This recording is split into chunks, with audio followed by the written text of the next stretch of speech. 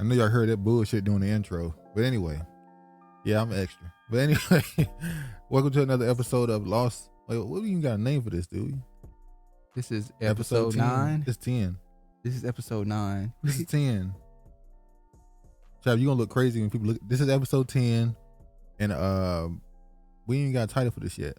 But anyway, we got a lot of stuff to talk about. We're going to break down. We're gonna go into some more talks on the separation between Black Americans and others in the diaspora. We're gonna speak on a little bit of the Tulsa thing or more. A lot of stuff. Well, not a lot of stuff, but something else has came out about that and the mayor of the town or city. Oh, it is episode 10. My bad. See, now you shouldn't have looked it up because you're gonna look crazy. But anyway, yeah. So, and we also gonna start off with the update to Coby Daniel, the 6-year-old black kid who was shot by the Asian guy. He was shooting. So, a man who allegedly shot 6-year-old back in custody after court increases his bail following community outcry. Now, there was, when this story came out, we did a video on it immediately. It was just insane that he got off. $10,000 bond was insane. So then, obviously, you had Tariq Nasheed, one of the people who was on it, as you can see right here.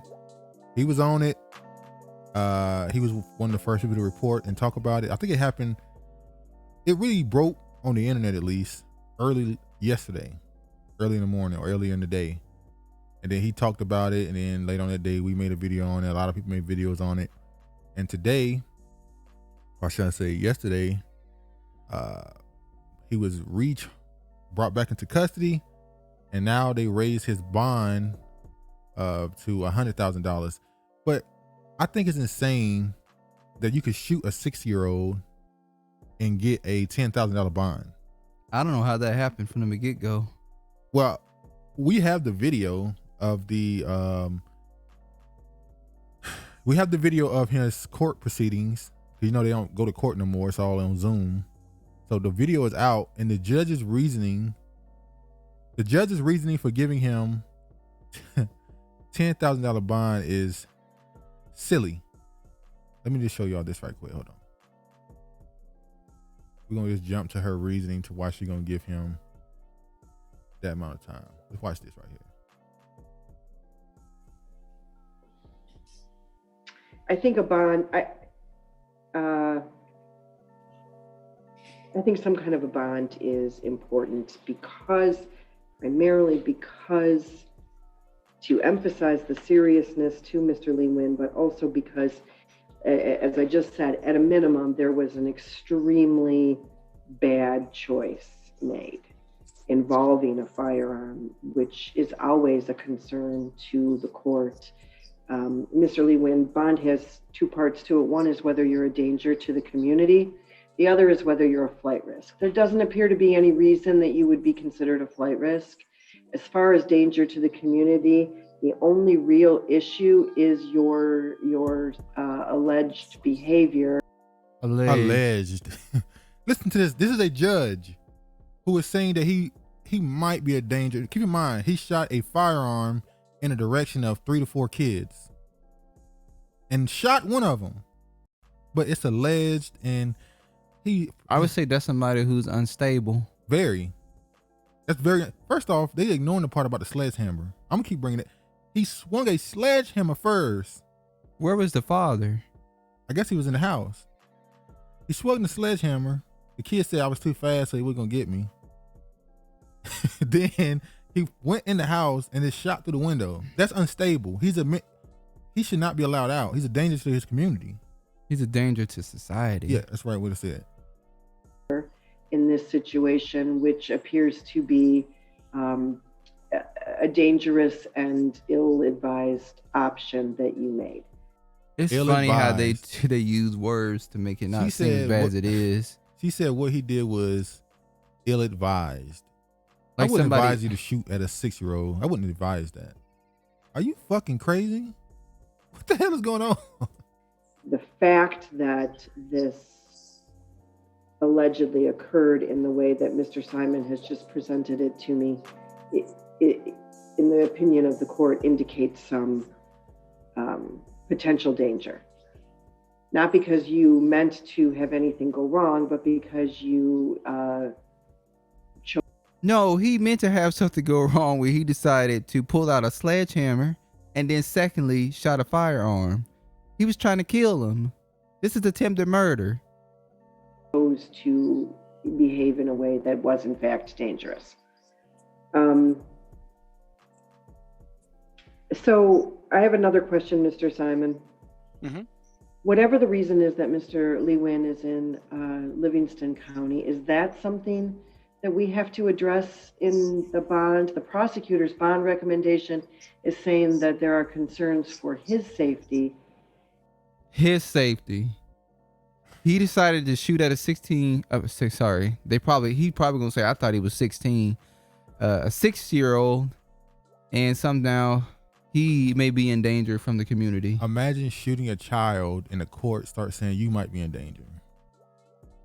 So his parents might seek retaliation for him shooting their kid. And justifiably so. The community might, no, what they're really saying is these niggas might try to hurt you. They might whoop his ass. Which is funny because, I mean, I love our people, but let's be honest. People do stuff to us and they get away. Zimmerman, still walking around. The one time somebody tried to put a bullet in his head, it was another white person. I mean, let's be honest. We really don't get back on people. We don't get it back in blood that often. At least not no more.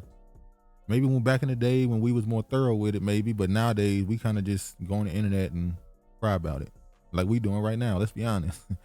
We didn't really do anything. Back in the day, it was understood when something happened, the black man would say, I got to handle take care of my family. And he'd be gone for, a couple of days. Next thing you know, people killed. And he go off to another city. He go off to another city. But go ask Judge Joe Brown. There's a couple of people I've listened to. They had uncles and dads and stuff that killed people and had to go to, they in Mississippi. Sometimes they didn't survive. Yeah, they killed somebody. They had to go off to, Chicago, New York. They had to go to West because they had to leave. Sorry. Pops wasn't a deadbeat. He had to leave. He had to handle business and leave. Nowadays, I guess I'll give us some slack. Shit ain't as easy as it once was.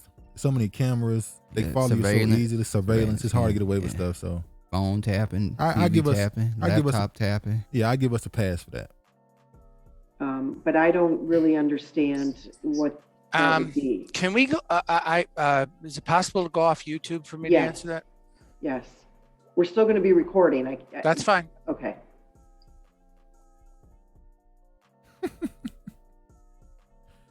Yeah. So they end up taking him back. They put him in custody and they put him under a $100,000 bond, as you can see here. Deputy responded to calls that a 6-year-old had been shot, and we already know the story, how it happened. The altercation between a boy, a 14-year-old, and a 9-year-old occurred leading prior to the shooting. Yada, yada, yada. Judges, Le-Nguyen charged with assault with intent to murder, assault with intent to do bodily harm, and 2 firearm charges. In Michigan, assault with intent to murder carries a lesser sentence than attempted murder. 2 firearm charges. Yeah. So he shot at him twice? I don't know. Maybe, I guess him having the weapon and firing the weapon. That's the 2 charges. Okay. In Michigan, assault with intent to murder carries a lesser sentence than attempted murder. The prosecutor chose the one with the most significant penalties. Yeah. So they only did it because people was on their ass like, what the hell kind of story is this? Y'all just let a man shoot a kid and you just let a man just shoot at a kid and just, he got out, got in his parents' whip and they just drove off. Like nothing happened. Like you would think he got arrested for some type of fine or something. Like he, his car got towed or something. He was driving without a license and he shot a 6-year-old. So did he have a license for that gun? I would imagine so because I didn't see anything about him not having a license for it. But okay. Yeah, so obviously that's some crazy shit. Then we're gonna talk about something else now. That was just a update on that story. But what I really want to talk about is what's going on in Tulsa right now. Obviously, Tulsa, 100-year quote unquote anniversary of it happened a few weeks ago. And the talks about reparations started surrounding that a lot more. Because when we talk about reparations, most people just kind of, it's just the experience in totality amongst Black Americans. We start naming all this stuff that happened. But with Tulsa, for the first time, you had people that survived what happened. They were in a room talking, breathing, and it was like, this is our proof that we deserve reparations right here. And obviously you had some people who disagreed, particularly the mayor of Tulsa mayor, yeah, I think Bynum. So he commented against reparations, but then they went and did some research on him and found out some information about him. So we're gonna show the video right quick. And this is what they had to say. There is a role for white people to have a place in this conversation. Right. I want you to take a listen. I was able to speak with Mayor G.T. Bynum. He is the Republican mayor here, and you have a very interesting report that we'll talk about on the other side, but I asked him about his own connection to racism and enslavement in this country. I want you to take a listen. With you specifically, the Bynum family, as I'm sure you know, enslaved nearly 1,000 people. And you inherited that wealth from the family, where the African Americans here in the community had their wealth taken from them. So when you say no cash payouts, I think people look at it and say, well, wow, you inherited wealth, you inherited your position in life because of enslaving people who look like me. How do you reconcile saying, yeah, but that was then, and we don't owe you anything for that now? Because you're asking me about reparations for an event that was a criminal act 100 years ago. Right, but something that your family benefited from, the system of enslavement, of systemic racism. So can you imagine how the descendants of the enslaved look at your position in life compared to their own, and hear you say, well, no, cash payouts make people uncomfortable? I assume you mean the white people of Tulsa, and people who... All right, so I should note that we did get a response from the mayor's office, and he says he doesn't know anything about this and did not really address, as you see in my question, his own family's connection to enslavement. But you were the reporter to uncover this, so talk a bit, if you will, about what you uncovered, and if you will, respond to what he said. Wow, I am blown away by his response. The black man said, I got his ass. Now, his family owned. And he knows. He knows. Listen, all these people who've inherited wealth and are in these positions, they know where they come from. They don't get these political positions because they're selected. Well, a lot of these, they try to say that monarchies died in Europe, but actually they didn't. In America, instead of a monarchy, you have these what you would call elitist families. That's why these families, they rise into positions sometimes, and sometimes using the 1800s, whatever, and you go all the way to now, and their family is still in politics.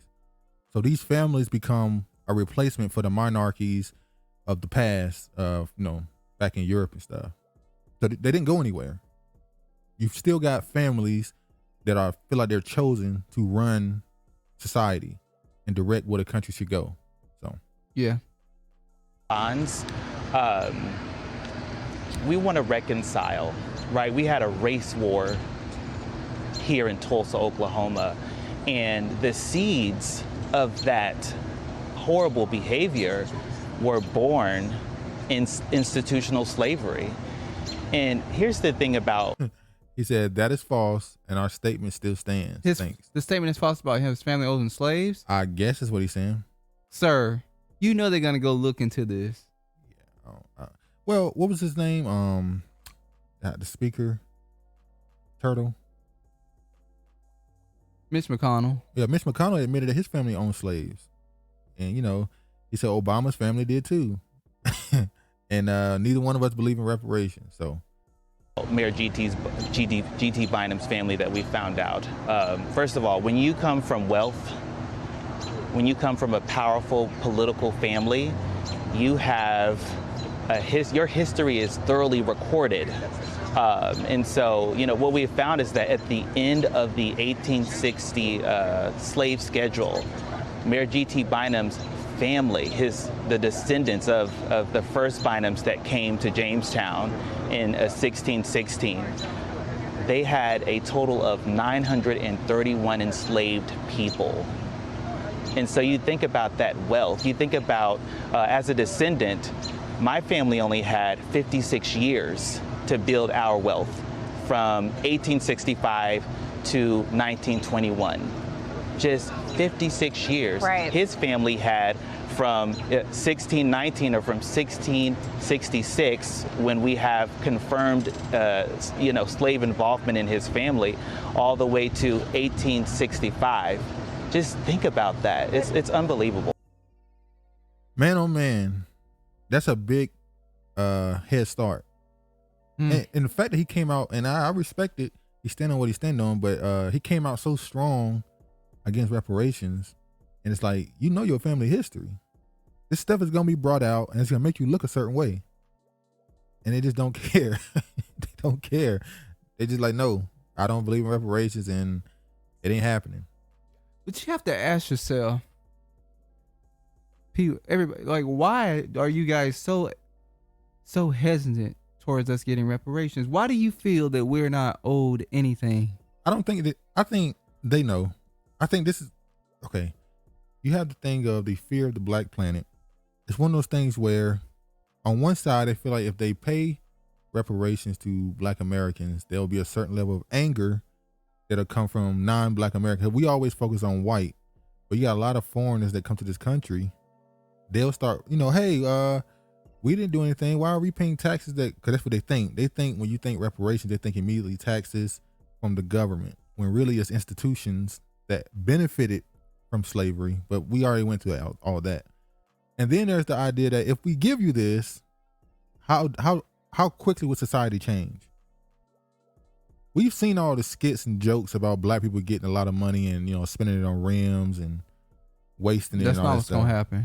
But I don't think that's what's happening. I think more than likely, if you give black people that type of money who don't have financial literacy, the more probable thing to happen will be them spending money on things that actually build, but they don't know how to do it, so it fails. So you'll have people starting businesses that don't know how to really build on a business, and it fails. That, to me, I think that'll be more likely to happen than people just spending it on a car or something. Which, by the way, it'd be impossible to spend the amount of reparations they owe you on cars and clothes. Like, you wouldn't be able to spend it all. That's the main point. But I think it's the fear that if we give these people this money, how much different will American society have to change? They're afraid of who's going to be on the bottom. That's what I'm saying. Because if you give Negroes all that they lost, if you give that back to them, plus the interest, interest, you have to count that. It's going to be like your entire society flips quickly. No matter how you think they'll spend the money, who's at the top and who's at the bottom changes. And you know what they do? And they do this intentionally. They wait for it to be so long, and then when it's 100 years, well, it's been 100 years now. The excuse was, well, this was they'll say it wasn't 400 years ago when slavery ended. It was what, 1865? Yeah. So that's 100 and something years ago. Yeah, about 150, something like that. So they'll wait for it to get so long, and then when you start asking for it, because you've been asking for it this whole time, but when it starts gaining attention, well, it's been this amount of years, so they were asking for it in 1900. We shouldn't give it. It's too late now. You were supposed to give that 40 acres and a mule. That's so they don't have to pay you. Yeah, they were supposed to give you 3 states? They're supposed to give us Georgia. I think it's Florida. Yeah, Georgia and I don't know the other one. It's either Louisiana. I don't know. But they were supposed to give you 3 states, or they supposed to give you the 40 acres and a mule. Ain't got that shit. And you can make an argument that so not only do they owe you for the slavery, the Jim Crow, the laws they put against you, the crimes against humanity, then they gotta pay for the lies. That 40 acres and a mule that was promised, that they reneged on, that also has to be included. Then the interest. Yeah, it's going to bank. What's the national debt of America? The national debt, like 20 million? 23 trillion. That's pretty much what they owe you. It's more than that. Probably but more. It's probably, I have always said that whatever the debt that the country itself owed is probably the debt they single-handedly owes to black Americans. Probably. But when you talk about reparations, you also got a lot of groups that historically have been a part of the conversation of who should get them, how they should get it, and trying to build the infrastructure for it. Now, some of these groups have been doing this a long time and they ain't got nowhere. Nowhere. You know, I'm just saying, let's be honest. So there's this group called National African American Reparations Commission. They started this commission. It's part of they're trying to be the head of the reparations push. So if reparations get passed, this group will discern who should get it and who should not, and how it should be spent. Now, you got people like Dr. Sandy Darity, who, you know, asking the question, you know, who are these people and why did he get to decide this? You see this right here. This is Dr. Sandy Darity. You know, he said, within Cobra and NAARC axes ever directly answer why a National Reparations Trust Authority is needed. So, you know, you got people thinking they're trying to scam, basically. You see right here, he said, has an influence that far outstrips the size of constituency and lack of grassroots moorings. Maybe it's because they were the only game in town for so long. No more, though, with the rise of ADOS, FBA, National Assembly, and Sons and Daughters of Freedmen. So what he's saying is you got a lot more groups involved in the reparations push now. Oh, when did the Sons and Daughters of Freedmen start? Let me see right quick. Even the National Assembly? I know National Assembly is a break off of ADOS. They were a group who they broke off like last early January, but they didn't, you know, come out against them or nothing. They just was like, they don't like how they was doing certain things, so they separated quietly, you know. This right here is their website right here. United Sons and Daughters of Freedmen. As you can see, this is just a petition for them. This is why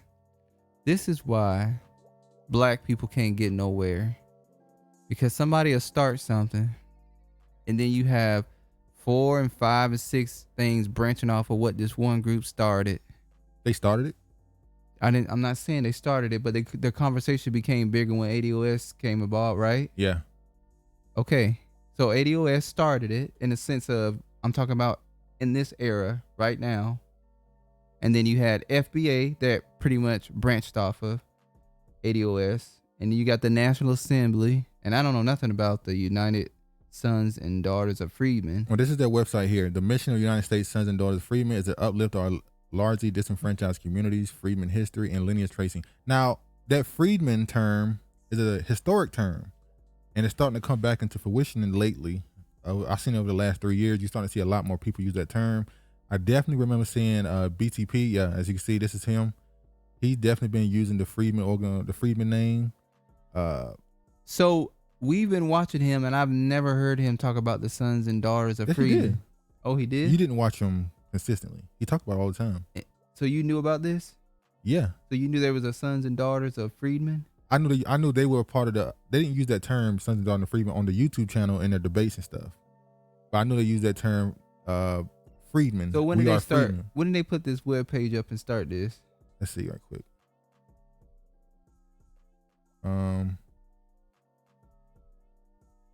They say 2021, proudly created by Brand My Campaign. So I guess it just started it this year. So this is a branch off of ADOS too as well, because there was some back and forth, particularly with what's the first brother name up there? Naheem. Yeah. And Logic Supreme were going at Tone and Yvette. So they decided to create their own thing. Well, let me say this. Right? Yeah, let me say this. This is the problem. I remember when I first saw him, he makes videos about the Moors. That was his lane. Stuff. And he gives complete credit to ADOS when he first started talking about it. He's like, these guys broke it down in a way, or at least he refreshed it, I guess you could say. And he was like, he gave all credit to them, and he disagreed with them on certain things, the small disagreements turned into a snowball. And you know, when he started, what was he initially talking about though on his page? Was he more focused on Moors, or has he always been about reparations? Probably a mixture of both. I would say he gained more attraction towards this when ADOS came out, probably so, right? Yeah, because it became more political thing. So the problem with me is... and they added a link. The reason why ADOS blew up is not because of reparations talk, I believe. The reason why it really blew up is because the lineage talk. They said this is a lineage, which equals culture. And people were like, okay, this is a lineage. This is the separation of who we are. And he used to do videos on who are we versus the Moorish, the African or the native. He used to do that. He do those type of videos. So a lot of the attraction that came to ADOS was through the lineage discussion. They have kind of made it more political now, and that's why you have people just like, you know, it's supposed to. They wanted to be. Me personally, I wanted it to be more of a cultural movement that can be political than a political movement that then afterwards turn cultural. That's just my opinion. So I feel like he started this website. It's a branch off of ADOS after everything that occurred. I kind of knew this is what was going to happen. That's why it was just back and forth with them, because I feel like people see stuff and they feel like they can lead it better or do things differently they want to do. But to me, that's the problem with the black community, is we can't just have one different thing, because if you have one or two things you would disagree with it that a group does, you completely separate yourself and start something different. And it's kind of like, no, we have to stay with what was started first and what was gaining the most momentum, which was ADOS. But they changed it. They said it's political. And there are people who didn't want to just be political. So that's what happens. If you tell people one thing. Well, first of all, Yvette and Tone said they were not leaders in this, which means just because they want to make it political, you can still rep the name and just go what you want to do. Term. Well, they can't really stop you from using the term. They told people not to use the term. They said if you're not in line with us, stop using ADOS. So people stop using it. That's what I'm just saying. This is why we can't move forward and get anything done. Yeah, you could disagree with people separating and making something different, or now I want to say a copy, but a duplicate of something. Because that wasn't his lane, though. His lane was talking about Moors. It's not. That wasn't just what he was talking about. You can't really say that if you didn't watch the channel. From what I saw. Exactly. You don't watch the channel, so it's kind of strange that you just. So if we went back a year or two ago, you think we would see him talking about reparations or more towards Moors? Who we are. I just described a lot of the people that came to this was for a cultural lineage reason. How you ignoring that part? But he wasn't talking about reparations. He was talking cultural lineage. You keep ignoring that. Okay, let's just move forward. Let's move on. How are you ignoring that part, though? I'm not ignoring that part. You are. You keep just turning into. It's like he was talking about the cultural lineage thing. Okay. That's why he talked about the freedmen, who we are historically, what we were called. So then ADOS come. It's like, yeah, this is it. This is a description of exactly who we are, and these are the things we deserve. We are old, and that's the political side. But it was really the lineage side that a lot of people wanted to gravitate towards. But yeah, I can agree that it's not always not a good thing ever, really, when things fracture and turn into multiple quote unquote organizations. But you know, things happen. People disagree, and some people can't disagree and stand together. Some people disagree and just move on by themselves. So but then you got these conversations like this right here.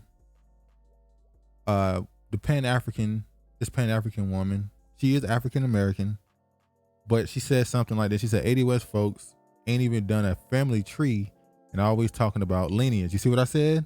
Lineage was what drew people to ADOS. Now she said this, and she's not, I know y'all see all these flags in her name, but she's African American.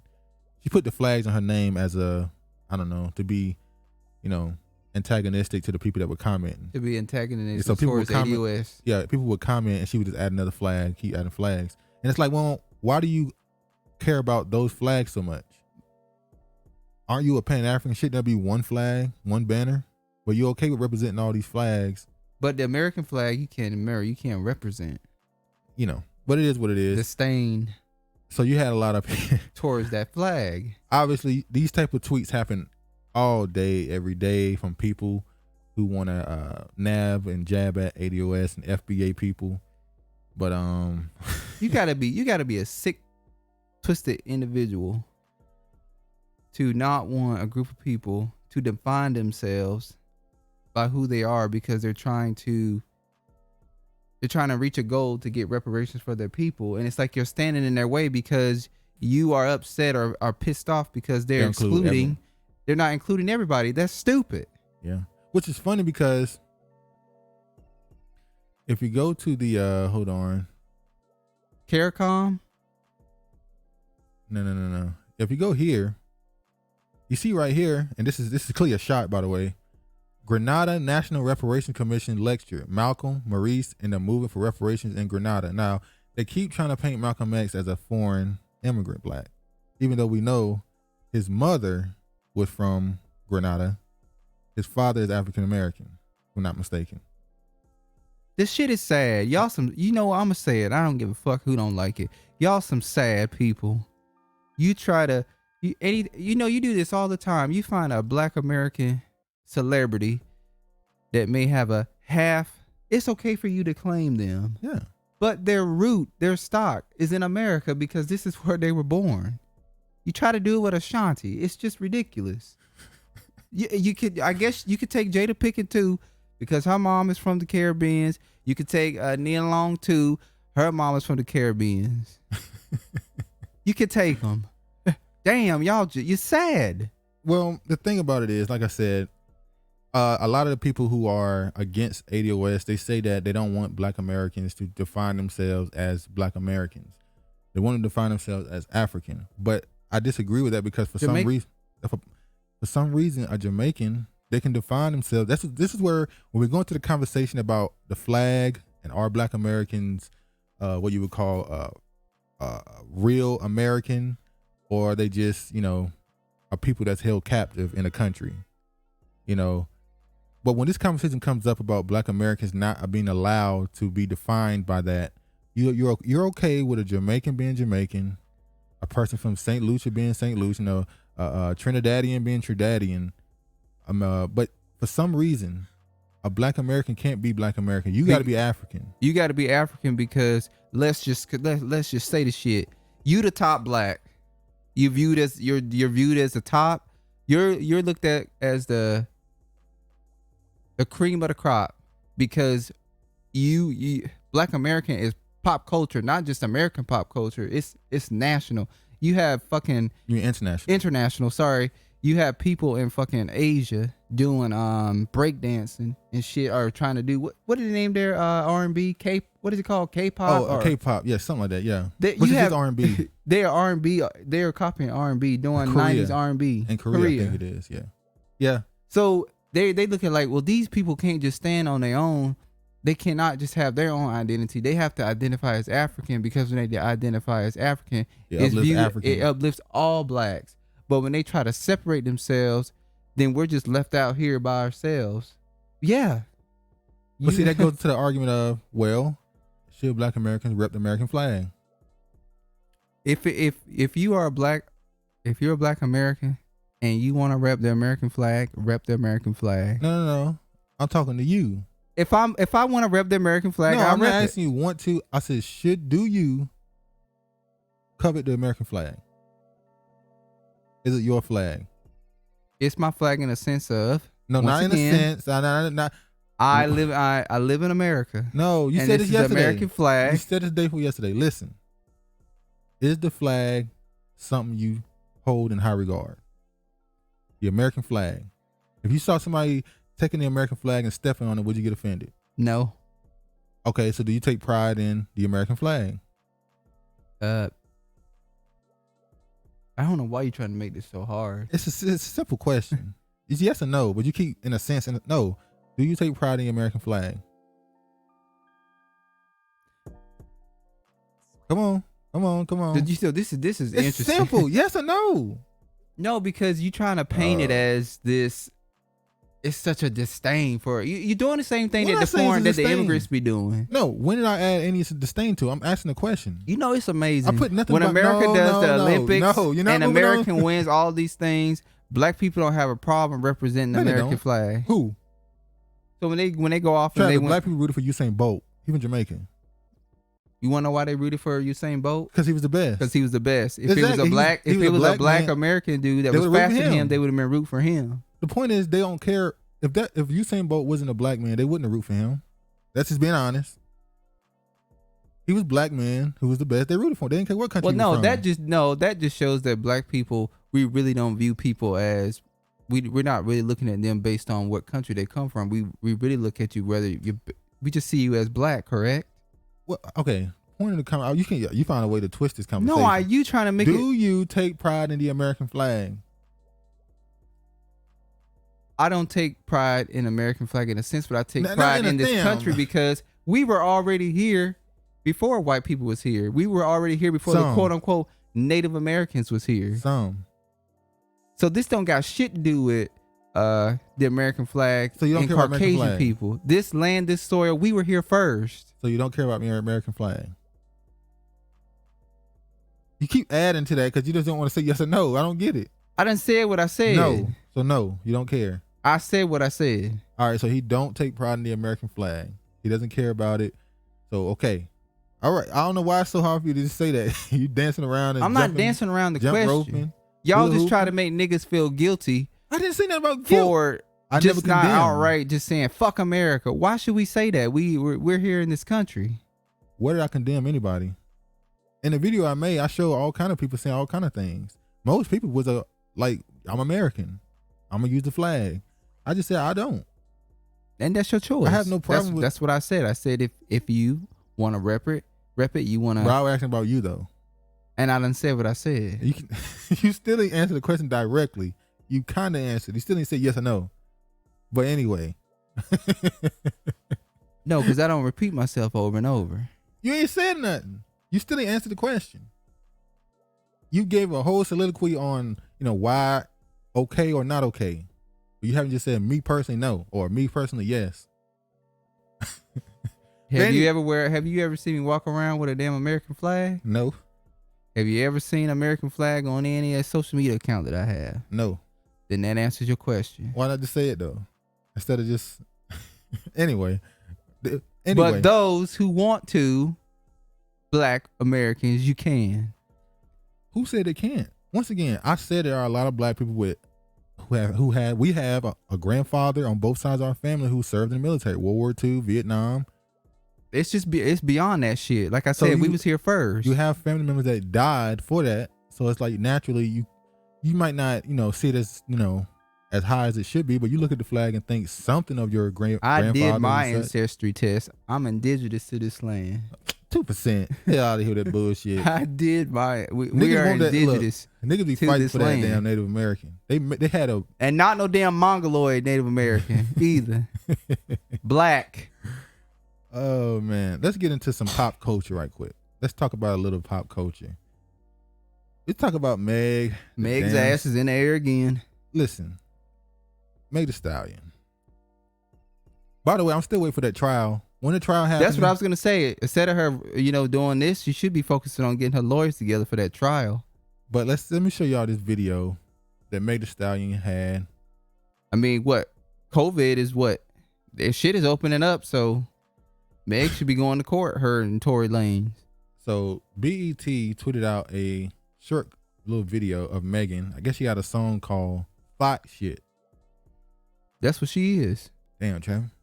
So she released this right here. They showed this and they said Megan just snapped. And I watched this little 4-second clip. I can't say she got a nice ass because it hasn't been confirmed whether or not Meg is a. I'll leave it there. Everybody that's made a comment like that has been a black woman, so I can't feel guilty for it because I've seen Sister said. I mean, you can't say. I'm not gonna say nothing. So this is a video they're doing, and for whatever reason, they're at the operating table with their ass out. They operating on this white man like too. Martin said, Gina, I'm ass out. Like they ass out doing surgery and on a Caucasian man. And you have to say, Meg, what is the purpose of you doing this? Like what is it? Okay. In this video, they're performing surgery on a Caucasian man. It's called Thot Shit. So what does this mean? What is the signal? Like, most of the time when you see somebody do a video, the cinematography for the video represents something with the lyrics. Name of your song is Thot Shit. You're a doctor operating on a Caucasian man. What is? You know what I find very interesting? In the 90s, black men were putting black women in their music videos. And they were saying that they were being sexualized. So they stopped putting them in their videos. Started putting Puerto Rican. No, let me see. I told you the history of this. It started with black men putting black women in their videos in the 90s. And then black women complained about it. The main story you can get from that is Nelly.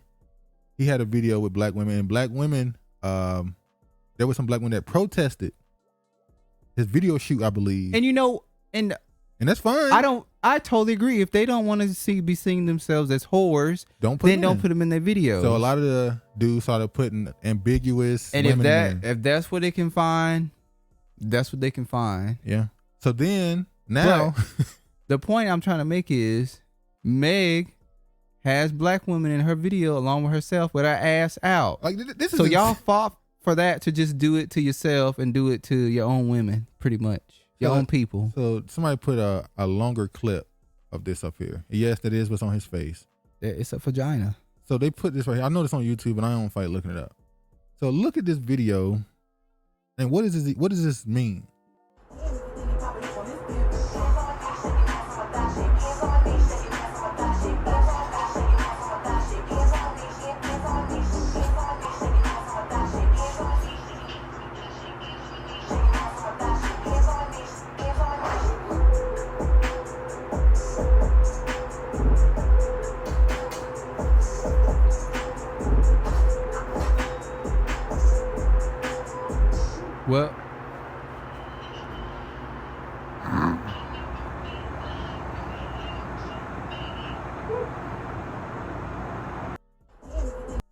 Well, it looked like Meg went back to her roots. Look, man, twerking for Master. That's what it looked like to me. Like, what the hell is going on when this right here? Okay, so this is supposed to be about freedom of expression. Because I heard when dudes or anybody critique this type of music, you have a lot of people that defend it and say, this is our way of expression. This is black people band doing it. No, they haven't. But they say that they do this as a way of expression and freedom and sexual, what they want to do. It's not our culture. Yeah, they want to control their sexuality and express themselves. And it's just like, white women done fucked y'all head up. This is not our culture. It ain't just white women. Well, they started the feminist thing, so that's why I'm not putting it all directly on them. Well, see, who was behind the feminist white woman? Dude, we already know who did that. Okay, all right. What I'm saying is, it's becoming to a point where it's just like, we tired of seeing y'all ass. Look, y'all know how many dudes be like it's just ass everywhere. There's nothing left to the imagination. It's just like, can we have some surprise element sometimes? We had an uncle, and we not gonna say, because they may watch our videos in the future, but he said, I'm tired of looking at your ass, because he stuttered. She had her ass out all the time to the point where it's like, there was nothing left to the imagination. He just like, I'm tired of seeing your ass. Please, can we have some imagination left in the world? Yeah, I mean, this is all. Is Meg a Instagram model? Is she a scripper? Because it don't seem like she a rapper to me. Well, I told you, to me, she turned into a social media influencer. Really, she can't pop. That's her problem. So it's like she does the most insanely things to get attention. Cause this is it's too much. Well, most of her music is more TikTok music now. Like a lot of the beats, a lot of the songs she do is kind of repeat, like they kind of repeat itself in the lyrics, which a lot of music do that. Like Drake got a few songs that's really made for just TikTok. It's not really music. And BET, this is why black people don't even watch BET no more. Who your audience? I don't know. Well, somebody watched it. They put it on there. Somebody watched it. I mean, I don't know. That's up to the women to decide if they want to listen to this type of music. If they want to listen to a song called Thot Shit. This video been up for 2 days and it's got 1,163. No. This is just a tweet from BET.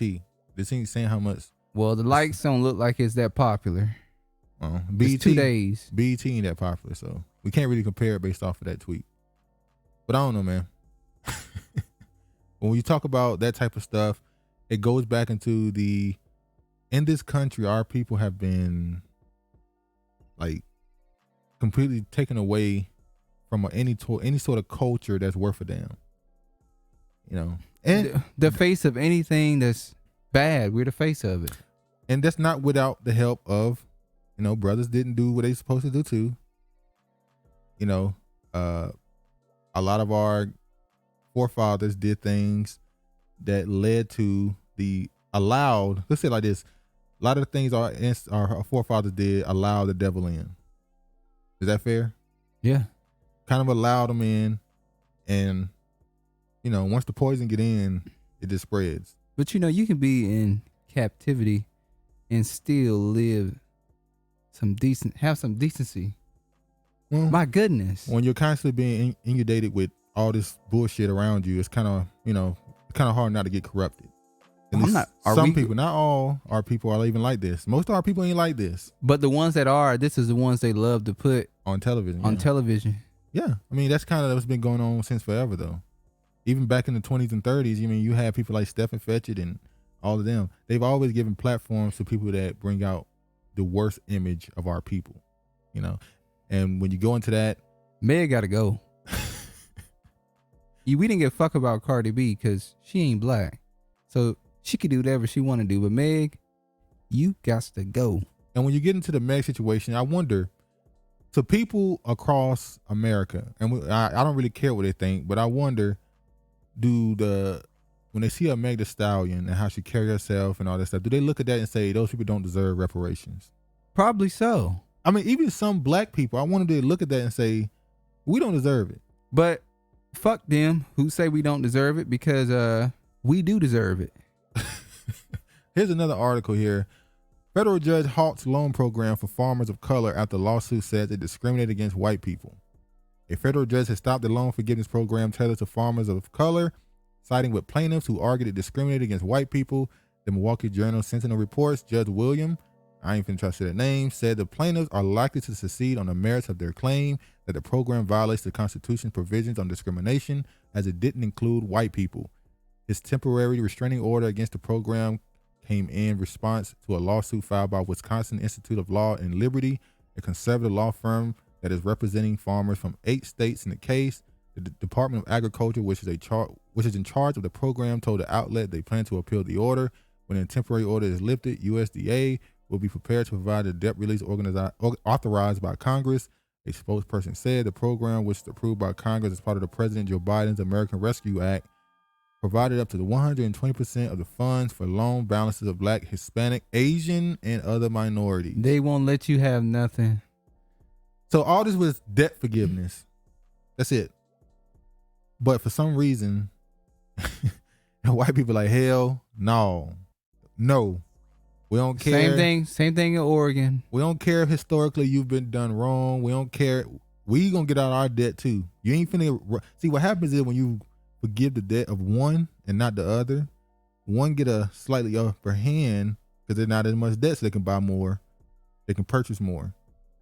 So they like, hell no, we ain't letting y'all get a leg up on us. They won't let that's how you know. That's how you know who you are, because they won't ever let you have anything. You know? Yeah. And it, like I said, it goes back to how they understand perception matters. They understand that you can't allow certain things to be seen because it'll destroy the image of your people. For instance, the drug use is really them. Oh, let me tell you. They are, it's so bad here in Seattle. White people just get on a bus and smoke meth. And one said, this is Seattle. We smoke meth. Deal with it. We smoked meth on the bus. It took everything. But can you imagine in the 80s? Oh, hell no. Can you imagine now if black people were just smoking crack on the bus? And it was like, you get used to it. You're like, man, get out with that bullshit. Get out of here. You know, and they would have been arrested. Let's be honest. Let me tell you, the bus driver would have pulled the bus over, called the cops. Hey, arrest this dude smoking crack. They wouldn't have cared about making people late for work. They would have pulled over, arrest them. But this is what you have to deal with when the shoe is on the other foot. They get to run rapid and do whatever they want to do, And you know what, I believe it. Every Democratic city, Rand City, is shit. When the Republicans are poor as hell too. Look at Alabama. They poor as hell too. Yeah. But West Virginia. it's different. This is Seattle's supposed to be, it's a metropolitan city. It's supposed to be. Well, so is San Diego, ain't it? It's ran by a Democratic person. LA. It's ran by a Democratic person. Trump is right. Every Democratic ran city is shit. That ain't the Trump line. That's just the Republican line. Republican line, that shit is true. When the Republicans, like I said, the Republicans ain't doing. You know what I'm gonna do, y'all? I'm a blog one day. Vlog. Sorry. Whatever the hell it is. I'm gonna do that downtown, so y'all can see how downtown Seattle looks. They literally have homeless camps set up outside of the stores. This is just not in the morning. This is all day. Yeah. It's sad, man. Or America, you finished. Finished. You're done. Capiche? All right, so we're going to go into some more of the image of the black man in particular, and how that has to be something that's protected. First, it got to be fixed. Yeah, it's got to be fixed first before it can be protected. We don't want to protect this shit. Yeah, you got to be fixed first and then restored. Yeah, that's a better way to say it, because it was one way at one point, so it need to be restored to what it previously was, and then it need to be protected. I'm gonna show y'all at all costs. I'm gonna show you a video from 1988. Huey P Newton, Ishmael Reed, they spoke on the black male image on a television show. Back in the 80s and 90s, they used to really go deep on some shit. They used to really, In the 80s, your 80s and early 90s was your race. Yeah, race talk or race baiting circuit. Yeah, in the 80s, early 90s. Jesse Raphael. Oprah. What's the one on Fox? He's yeah. Jewish and Puerto Rican. But he called himself, he changed his name to a Spanish name. I know you're talking about, though. I can't think of his name. It'll come to me later. Hold on. Was he on Fox? He's the one that went against Kendrick Lamar, ain't it? Yeah. Damn. Hold on. Let me look it up. Let me see right quick. Ronaldo Rivera. Ronaldo Rivera. Gerardo Rivera, I'm sorry. Yeah. Yeah. So, yeah, back in the 80s, That was his circuit. And the white guy, Don Imus? No, Don something. Donahue. Yeah. He was the main one. He used to bring Farrakhan on his show. He was the big fish. But yeah, I remember Gerardo got punched and he had his nose broken when the white supremacists came there with the black people and they got in a fight on stage. Oh my god! They used to go. They love that. That was that, and that's how Oprah got her start up doing those type of shows. Race videos. But she slowly winged it off. See, this is what Oprah did. She went race and then she went gender. She started bringing black dudes on who hate black. She went feminist. Yeah. Then she started bringing black dudes on who are against interracial dating and black women who are against interracial dating, and she would shame them. Then she started bringing on black dudes who didn't like black women and black women who didn't like black men. And then she started painting that as a narrative of what's normal. And next thing you know, Oprah's show is just bashing men, which is funny because now she got a TV show or something coming out? She got a Father's Day special coming out. Father's Day special. How she said? Our kings. No, she said celebrating our kings. That said Oprah? Really? When the last time we seen you with Stedman? Man, Stedman is her damn. When the last time an article has read Stedman is her beard. and Oprah Winfrey, not Oprah Winfrey and Stedman. Stedman is her beard and her boo is what's her name? From CBS? Gail her King. Wig. Allegedly. And what's her name is her new boo? The woman who wrote that show? Scandal? No. Ava DuVernay? Ava DuVernay is not. That's not the her Scandal boo? writer. I'm sorry, not the Scandal writer. I'm sorry. Ava DuVernay might be her new boo. Allegedly. Is it really? All right, it's alleged. Stop gossiping. Oh yeah. People accuse y'all to gossiping. Like, yeah, all right, man. But we're gonna show y'all this video of the man talking about the image of the black man. Some chatty catties.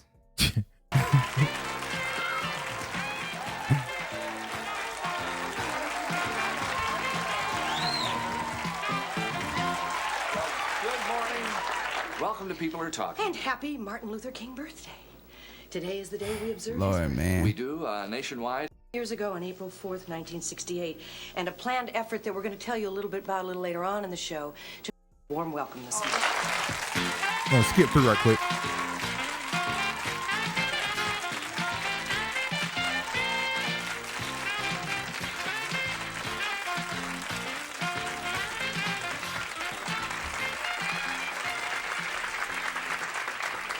Gentlemen, thank you for coming to visit us this morning on People Are Talking.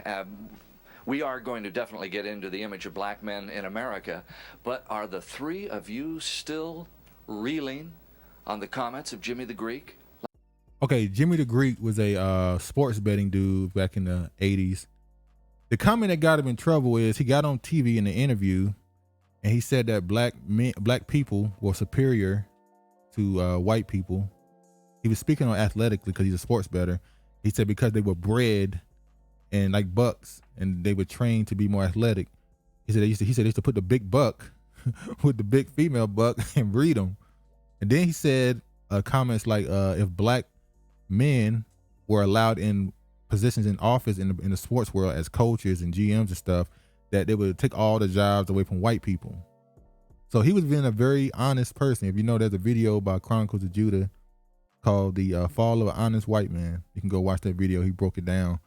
But he made those comments and he was fired immediately. I mean, if you don't believe that black people were bred in America, I understand. I don't believe that 400,000 people turned into tens of millions from breeding. I believe people immigrated from different parts of the world. I don't know why people believe that. Anyway, but yeah, that's the comments they're speaking about. Last Friday?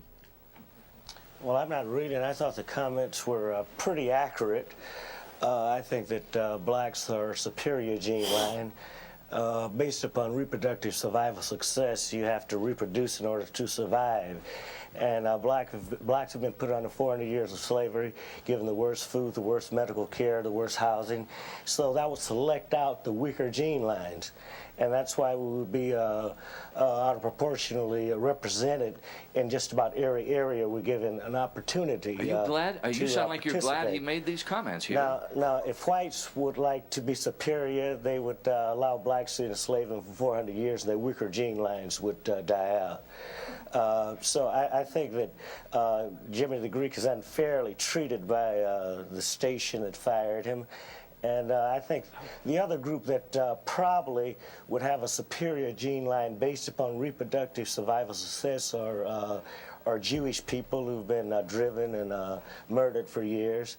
And I would like to emphasize it has nothing to do in particular with race. It has to do with selecting out a weak gene line or weak family names. Weak not in an absolute sense, but just that the people cannot stand the oppression. So Huey P Newton seemed to believe the theory that black people were bred. Huey P. Isn't he a Marxist? I believe so. That went to Berkeley. When I found out that Fred Hampton, why he gave the Jews a shout out for being also a strong, superior people. When I saw Fred Hampton, right? Yeah. When I found out he went to Berkeley, I went to Berkeley. I asked the question, why in the documentary with him, why didn't they talk about his early life? Why did they make a movie based off the man who betrayed him rather than him? Because they didn't want to tell his past. I want to know who was his parents. And when I found out that he was a Marxist and he went to Berkeley, I didn't give a fuck about Daniel Kaluuya playing him. Anybody could play his ass. He was a traitor. Well, I wouldn't say he was a traitor. He was a fucking traitor. How was he a traitor? He was a fucking Marxist, a communist. How is he not a traitor? Traitor his people because of that? Dude. That doesn't mean, the thing about that is politically, I don't support the Marxist community. He was also a globalist, dude. If you let me finish. Okay. But the political side of it, I don't agree with it at all. But Marxist communism, I don't subscribe to it. Okay. But he also was a Black Panther. Okay. So his where did the Black Panther lead to? What do you mean what it lead to? What did it lead to? It was destroyed. Was it destroyed, or did it turn into something that was detrimental to our communities? Was it? I mean, I don't. Have you gangs? I think gangs came from Black Panthers. It did come from Black Panthers. Give me an example. Dude, the Black Panthers was organized to protect the community, correct? Yeah. And then it turned into neighborhoods against neighborhoods. You mean the Black Panthers were going against themselves? So we gonna pretend like gangs are not an offspring from Black Panthers. I don't know. I don't know if the dude who created Tukey Williams, I don't know if he was affiliated with Black Panthers. I don't know. Now, I think was it the Black P Stones? Maybe they were. But I don't know. Look it up. Now? Yeah. That's research you're going to have to do. You can't just look up. Okay. We'll do some research on that. We'll tag back on that later. Okay. Ishmael, how do you feel? Well, hold on. I like another way. And that's that there were 1 million black boys last year that wanted to play in the NBA. Of that million, only 400,000 will even make it to play high school ball. Of that 400,000, only 4,000 will be able to make it to play college ball. Of that 4,000, only 35 will make it to the NBA. Of that 35, only 7 start. And the average life in the NBA is 4 years. So the real problem is we have 1 million brothers looking for 7 full-time jobs that last 4 years. And yet last year we had 100,000 jobs available to be a computer programmer, engineer, or doctor, and only 1,000 brothers qualified. So our appeal to black males is to realize the odds. That you do most will be that you do best. I mean, we were the first doctor, not Hippocrates, Imhotep. So we have the ability either in math or science or music and sports. But that you do most will be that you do best. If you play basketball from 3 o'clock to 9 o'clock, you'll be a very good basketball player. If you went home and went to the library, you'd be a very good scholar. We need more black male role models that will encourage our youth in math and science. Ishmael, how are you reacting to the... Yeah, I was offended by the remarks, but... you were what? Offended? I was offended by the remarks, but I hear those kind of remarks all day, every day. And I think that...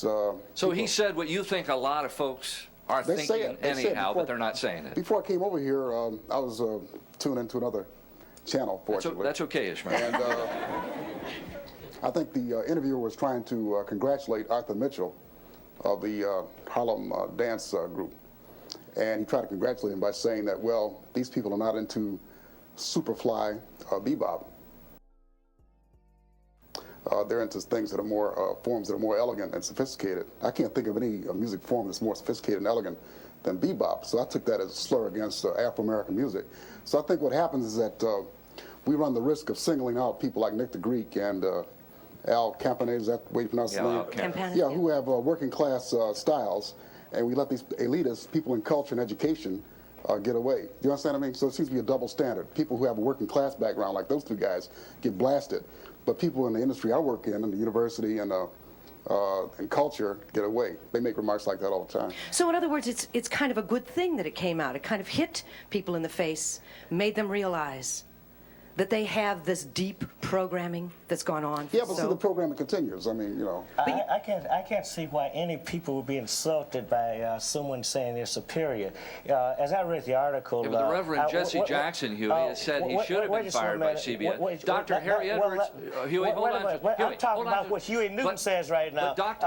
Jimmy the Greek also said if blacks are given the opportunity in management in other areas, they will probably be superior there too. And so I can't see where anyone would find fault with him other than the majority group who are afraid of blacks because of our superiority. You know what? It's funny how every time Pee-wee, he tried to talk over him. Well, I think because he's the one who's obviously the most vocal. I won't use the word aggressive, but he's the one who's the most vocal, strong in his comments, and he obviously agrees with Jimmy the most. The other guy, he believed that we should focus. Even in '88, he was saying we need to leave sports and go to math, STEM, basically. They're saying the same thing now. Yep. Or they're saying that we need to go back to being a tradesman. Exactly. Learn 3 trades, and they say you learn 3. That's Kwame Brown. He says that learn 3 trades and you'll never go hungry again. So, yeah. But I've shown that to show that this is not new. Even in '88, you had black men. At least they went on a white TV show. They didn't have control over the media at that point, of their own media. But they went on this TV show, and you can look at the whole video. I put the link in the description of them talking about the image of black men and, you know, the stereotypes and all that other stuff. But when we speak about it today, shout out to Real Black. Yeah, Real Black. It's on his channel. I'm gonna put the link in the description. That's where I got the video, Real Black. But I'm gonna show this video here. I'm gonna show a quick video. Sorry, Kevin. I'm gonna show a quick video. I'm not gonna show the whole video. Just a quick little couple of seconds. But Kevin Samuels he did a video before one of his live streams about where did the disrespect come, the modern disrespect of black men, and he brought up Birth of a Nation. And in this whole video, he broke down certain things that happened back then that they said, the stereotypes they started, and he broke down how we as black men perpetuate those stereotypes on each other, and how we constantly attack each other, and always turn into a crab in the barrel. I'm gonna show a quick clip right here.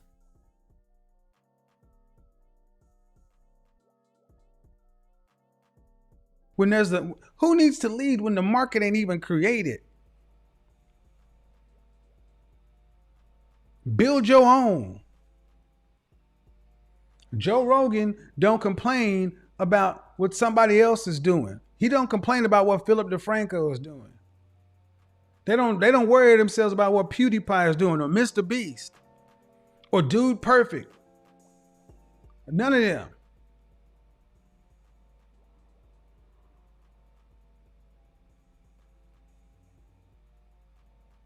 Image is powerful, people. Image, mage, wizard, however you want to slice it. It is powerful. How you show up, what you do, what you say belies not just you. Like I was trying to I've tried to say for the longest, there's an individual image, but there's also an ethnic image. And if we want better outcomes as men, we must improve our ethnic image as men. That comes from the way we carry ourselves, the way we appear, A, the way we behave, B, the way we communicate, the words that come out of our mouths, the way we type, the way we write. How many of you will sit down and write a comment in the comment section? Misspellings, intentionally misspelling words, no punctuation, and just leave it there. How about this? Write it on a note. How about you just hit spell check and grammar and let the system correct it? Because it's next to you, black man.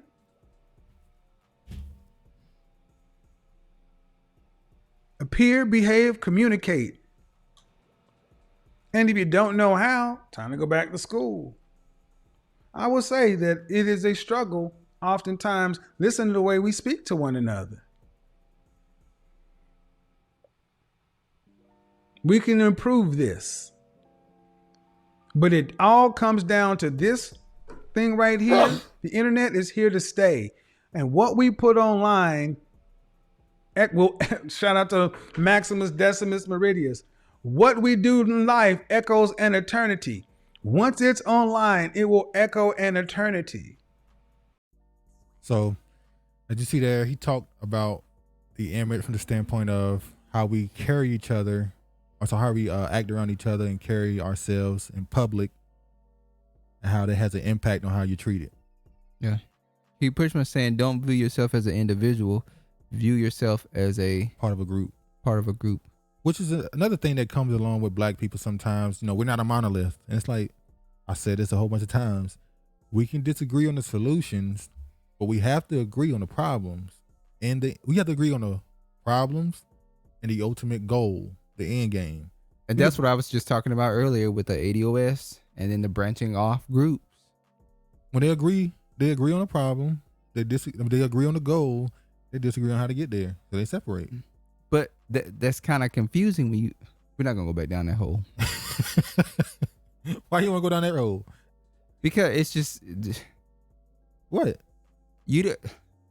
But you're choosing to leave and start your own. But you're not attacking though, is you? What? Just don't attack. They got the same goal as you. But they're going to attack. It always happens. One thing, one wrong eye, loose. You say somebody's name in a video and I've been waiting for this. They didn't even say their name disrespectful. You accidentally said their name. But yeah, here's another video I want to show about the image of black men. Obviously, we're gonna show this video of Kwame Brown. Shout out to Forgotten Kings TV. This is a clip that he got from Kwame. So I'm gonna show this. Now some of you men hear me.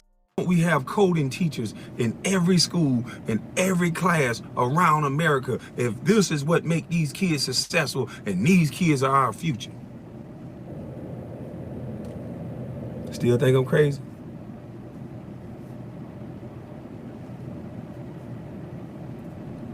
Please explain to me why these teachers are sitting these young boys down in chairs that got all this testosterone and you know they need to run around and move and do interactive learning, but you sit them in the chairs and then you punish them for wanting to get up, especially the black boy that got a little more testosterone. You make this boy sit down all day.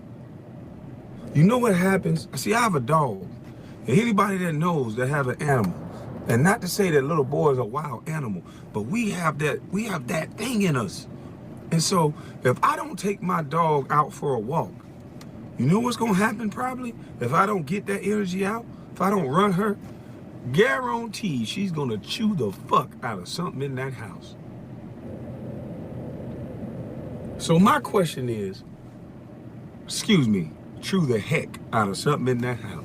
Now my question is, why would people who are way smarter than me take the time out and not look up the numbers of what's going on and say, this is how we make a change? We're gonna pay teachers the same way that we pay athletes so they can ride around in Maseratis, because kids need to do the wiggle wiggle and they need to have fun while they learning. You need to make school fun. So obviously he spoke about it from the standpoint of the boys. How in order to fix the man, you have to start from the boyhood. So he wants people to be more serious in their building and growth of the young black boy. So with all of that said, the talk or the debate or the discussion around the image of the black man is not new. It's been going on for 30, 40 years now. And so I just hope that the momentum that it gained in the last 6-7 months, it continues to grow and build and get bigger.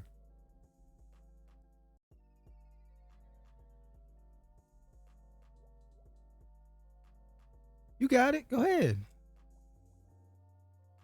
See, so my brother's not even paying attention to the damn video no more. I guess he bored now. So we go ahead and let's slow down now at this point. We're gonna go ahead and he got all his energy out in the discussion about ADOS, I guess. He shot his load in. But anyway, man. So hopefully this momentum continues to grow and build. With them, you know, Kwame and Umar Johnson and Kevin Samuels and all of them. You know, this been going on for a long time. Shout out to all the people that's trying to get reparations. But, you know, shout out to the people that like the flag too, I guess. They want to be wave the American flag. They want to what? Wave the American flag. Shout out to them too, I guess. I guess they want reparations too. Yeah, they want reparations. Oh, now you fired up again, y'all. Now you ready to talk again. But anyway, man, thanks for viewing the video. If you made it this far, I appreciate we appreciate the support. Selfish. Selfish. But anyway, man, thanks for it. Please like, comment, and subscribe. We almost had 1,000 subscribers. We appreciate it. Anyway, thanks, man. All praise to the Most High, and peace.